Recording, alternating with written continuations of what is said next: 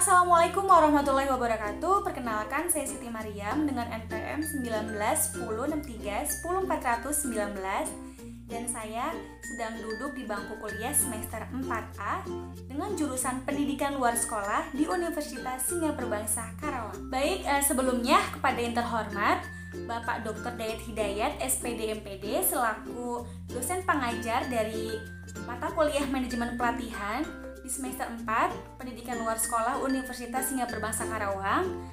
Di sini saya akan melakukan penjelasan atau presentasi terkait hasil observasi yang dimana telah diberikan tugas untuk melakukan survei atau penelitian atau bisa disebut observasi dalam lembaga pengajaran. Nah, untuk observasi yang saya lakukan yaitu saya melakukan observasi di sebuah lembaga PKBM yang dimana masih di daerah sekitaran Karawang yang bertepatan di Jalan Dewi Sartika. Nah, PKBM-nya itu bernama PKBM Cepat Tepat. PKBM Cepat Tepat ini memiliki 4 program pelatihan yang dimana yang pertama itu ada kursus mengemudi, yang kedua itu ada kursus otomotif, yang ketiga itu ada kursus elektronik, dan yang keempat itu ada program kesetaraan.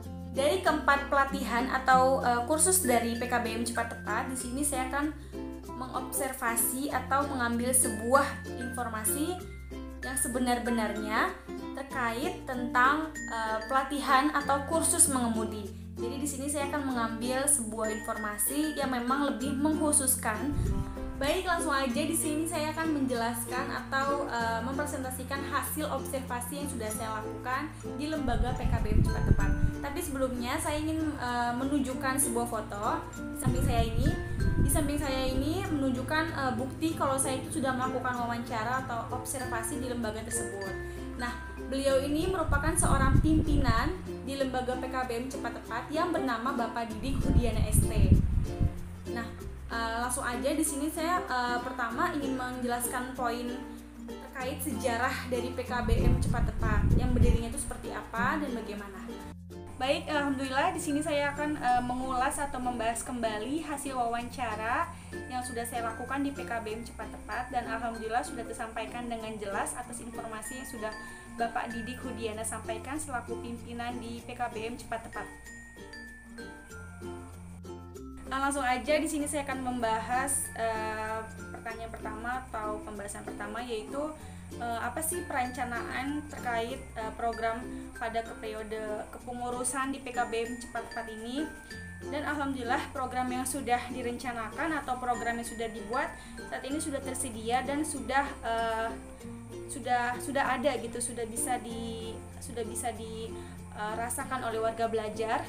Dan program tersebut juga terdiri dari kursus mengemudi, kursus otomotif, elektronik, dan program kesetaraan. Dan alhamdulillah untuk minat saat ini cukup banyak karena kursus atau lembaga PKBM Cepat ini memang dibuat berdasarkan minat dan kebutuhan pada zaman ini. Nah, untuk berikutnya pembahasan terkait pertimbangan apa saja sih yang menjadi dasar perencanaan di program pelatihan di PKBM Cepat Tepat. Nah, di sini dibuat berdasarkan kearifan lokal, yang dibuat memang berdasarkan kebutuhan dan yang pastinya berdasarkan perkembangan zaman, yang dimana dia mempunyai keunggulan terhadap daya tarik untuk bisa memikat. Lalu berikutnya berhubungan dengan perencanaan program pelatihan terkait analisis organisasi. Di sini setiap programnya itu terkhusus pada pelatihan, baik itu kursus mengemudi, kursus otomotif, elektronik, dan program kesetaraannya. Strukturnya itu memang dibuat sedemikian rupa yang berdasarkan peraturan undang-undang dari pemerintah. Kemudian di sini analisis pekerjaan, yang berarti program yang dibuat memang berdasarkan minat gitu, kebutuhan yang ada dan kebutuhan saat ini gitu. Jadi dan berikutnya untuk analisis individu itu sendiri, pastinya dalam pembuatan PKBM Cepat ini pasti memiliki keunggulan dan daya tarik masing-masing.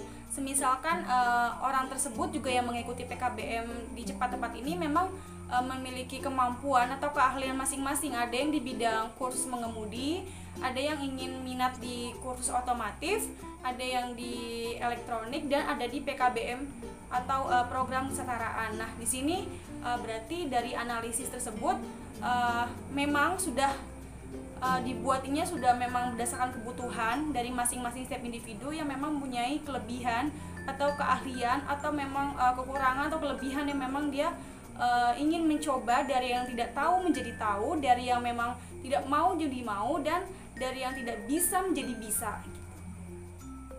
Baik, selanjutnya untuk program yang telah terlaksana di PKBM Cepat Tepat itu yaitu ada 4 lembaga atau pelatihan. Di sini ada pertama itu ada kursus mengemudi, yang kedua itu ada kursus otomotif, yang ketiga itu ada kursus elektronik, dan yang keempat ada program kesetaraan.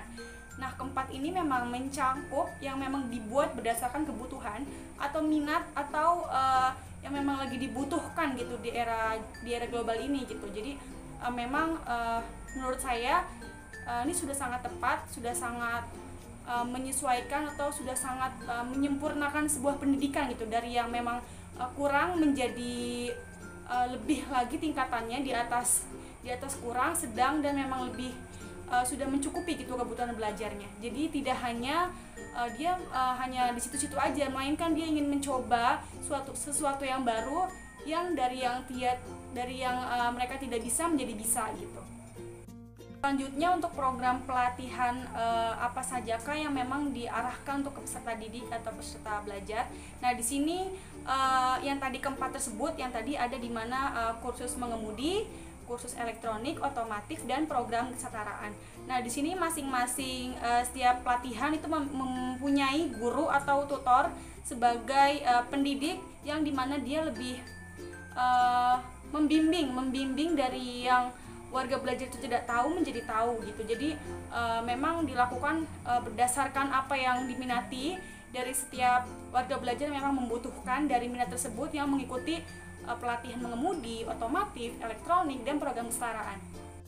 Baik, selanjutnya menurut Bapak Didik Hudiana ST selaku pimpinan di PKBM Cepat Tepat, beliau mengatakan bahwa program pelatihan ini memang sudah dibuat berdasarkan kebutuhan masyarakat di sekitaran Karawang, karena kebutuhan dari kursus mengemudi ini memang untuk memudahkan warga masyarakat untuk melakukan aktivitas sehari-hari seperti belajar, terus melakukan pekerjaan, dan lain-lain. Jadi suatu alat transportasi yang memang harus kita pahami gitu. Jadi minat warga belajar di Karawang ini memang sangat lebih ke kursus mengemudi gitu. Jadi banyaknya kebutuhan atau minat dari warga belajar di Karawang itu yang memang membutuhkan dari kursus mengemudi ini.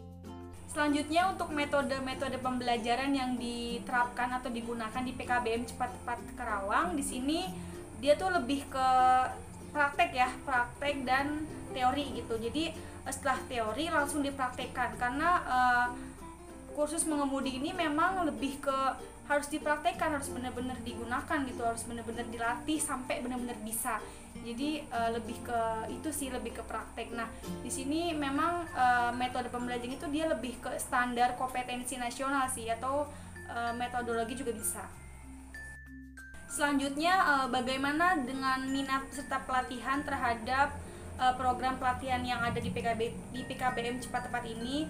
Nah, di sini pastinya minatnya memang kan sebelum masuk di PKBM Cepat Tepat itu memang harus melalui pendaftaran terlebih dahulu, minatnya si warga belajar atau peserta didik itu apa gitu. Dia lebih ke kursus mengemudi, apakah dia lebih ke minatnya di program kesetaraan, apa di kursus otomotif, elektronik. Nah, jadi itu memang dibuat berdasarkan kebutuhan yang ada gitu. Jadi setiap warga belajar tuh mempunyai kebutuhan atau mempunyai keinginan atau memang suatu yang memang ingin belum paham dan ingin dicoba gitu. Pasti kan mempunyai minat yang berbeda-beda. Nah, jadi di situ memang dibuat berdasarkan kebutuhan dari warga belajar gitu. Selanjutnya di sini manfaat apa saja sih yang didapat dari peserta didik setelah mengikuti pelatihan di PKBM Cepat Tepat? Nah, di sini manfaatnya banyak banget ya. Selain dari teori, terus ilmu-ilmu yang sudah kita dapatkan, terus prakteknya juga secara terjun langsung.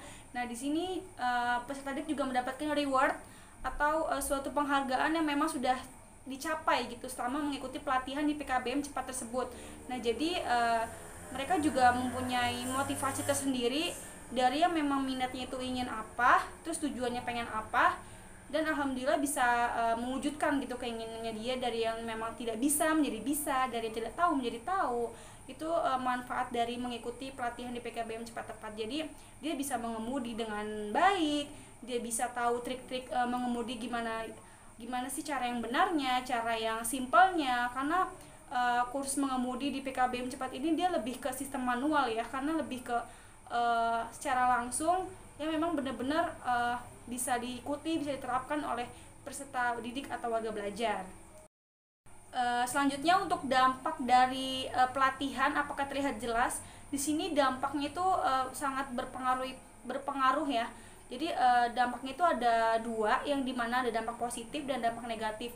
Nah di sini dampaknya sudah terlihat cukup jelas, karena dampak positifnya itu dari pelatihan PKBM Tepat ini dia dari yang tidak bisa mengemudi jadi bisa gitu, jadi tahu cara triknya yang benar itu seperti apa, mengemudi yang baik itu seperti apa.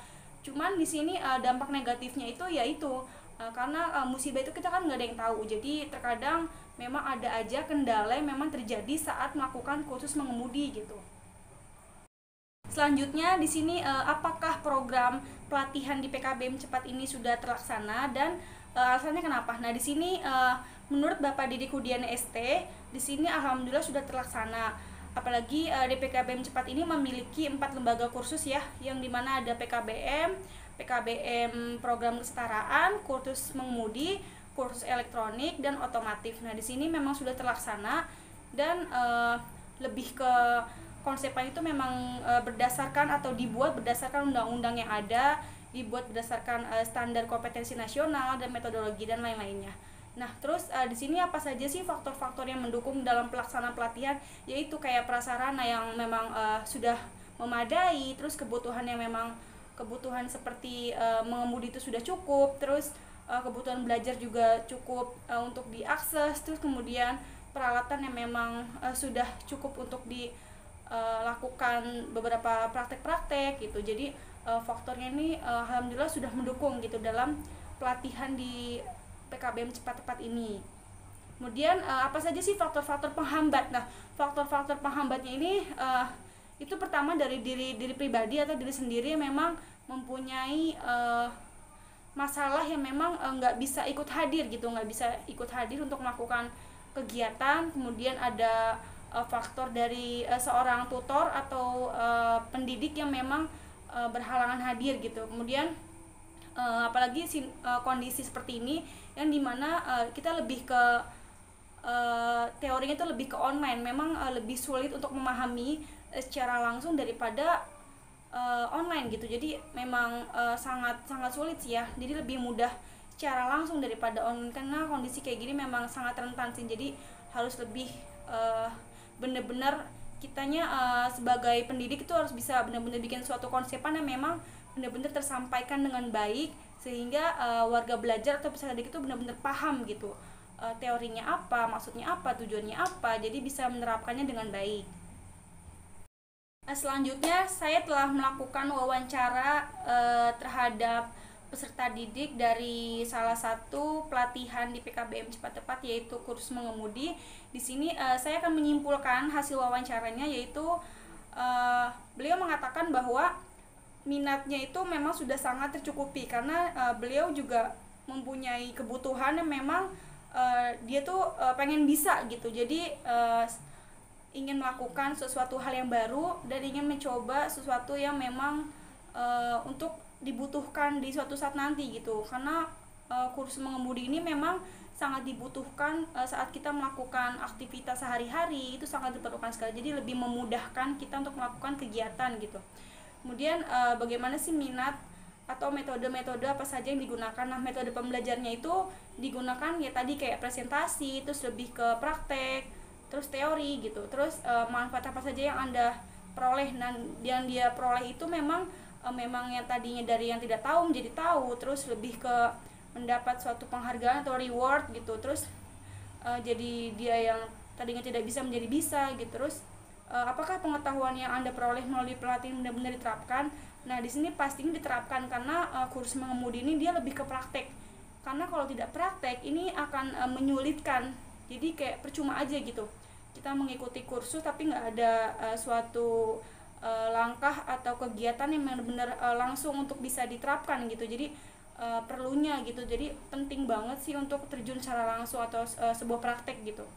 Kemudian apakah setelah mendapatkan pelatihan berdampak langsung pada kinerja peserta didik tersebut? Nah, di sini sangat-sangat berpengaruh ya, karena darinya yang dia tidak bisa apa-apa menjadi bisa gitu, dari yang walaupun sedikit demi sedikit tapi lama-lama dia bakalan paham betul bagaimana konsepannya, bagaimana cara mengemudi dengan baik.